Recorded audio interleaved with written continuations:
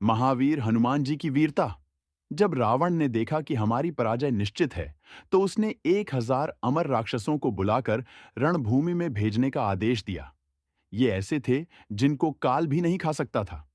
विभीषण के गुप्तचरों से समाचार मिलने पर प्रभु श्री राम को चिंता हुई कि हम लोग इनसे कब तक लड़ेंगे। सीता का उद्धार और विभीषण का राज्य तिलक कैसे होगा, क्योंकि युद्ध की समाप्ति असंभव है। श्री राम की इस स्थिति से वानर वाहिनी के साथ कपिराज सुग्रीव भी विचलित हो गए कि अब क्या होगा। हम अनंत काल तक युद्ध तो कर सकते हैं, पर विजय श्री का वरण नहीं। पूर्वोक्त दोनों कार्य असंभव हैं। अंजनानंदन हनुमान जी आकर वानर वाहिनी के साथ श्रीराम को चिंतित देखकर बोले, प्रभो, क्या बात है। श्रीराम के संकेत से विभीषण जी ने सारी बात बतलाई। अब विजय असंभव है। पवन पुत्र ने कहा, असंभव को संभव और संभव को असंभव कर देने का नाम ही तो हनुमान है प्रभु। आप केवल मुझे आज्ञा दीजिए, मैं अकेले ही जाकर रावण की अमर सेना को नष्ट कर दूंगा। कैसे? हनुमान, वे तो अमर हैं। प्रभो, इसकी चिंता आप न करें, सेवक पर विश्वास करें। उधर रावण ने चलते समय राक्षसों से कहा था कि वहां हनुमान नाम का एक वानर है, उससे जरा सावधान रहना। एकाकी हनुमान जी को रणभूमि में देखकर राक्षसों ने पूछा, तुम कौन हो? क्या हम लोगों को देखकर भय नहीं लगता, जो अकेले रणभूमि में चले आए? मारुति, क्यों आते समय राक्षस राज रावण ने तुम लोगों को कुछ संकेत नहीं किया था, जो मेरे समक्ष निर्भय खड़े हों? निशाचरों को समझते देर न लगी कि ये महाबली हनुमान हैं। तो भी क्या, हम अमर हैं, हमारा ये क्या बिगाड़ लेंगे।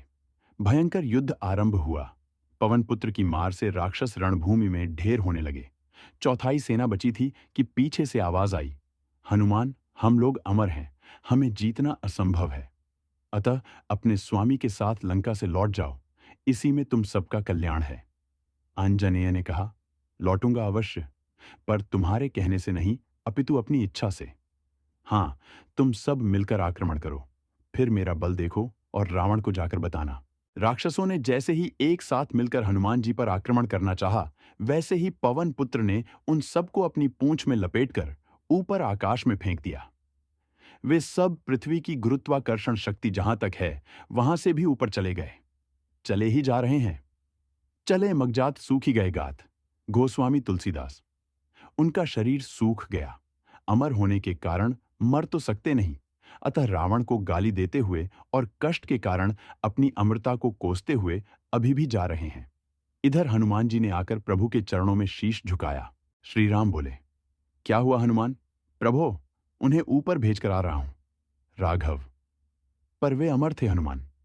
हाँ स्वामी, इसलिए उन्हें जीवित ही ऊपर भेज आया हूं। अब वे कभी भी नीचे नहीं आ सकते।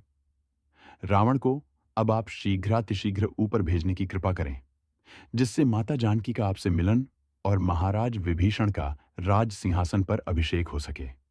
पवन पुत्र को प्रभु ने उठाकर गले लगा लिया। वे धन्य हो गए।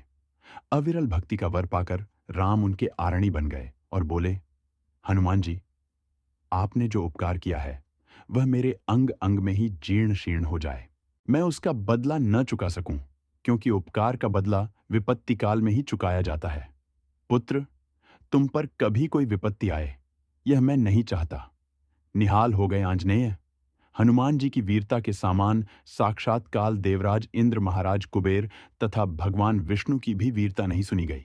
ऐसा उद्घोष श्री राम का है। जय हनुमान जी महाराज, जय श्री राम।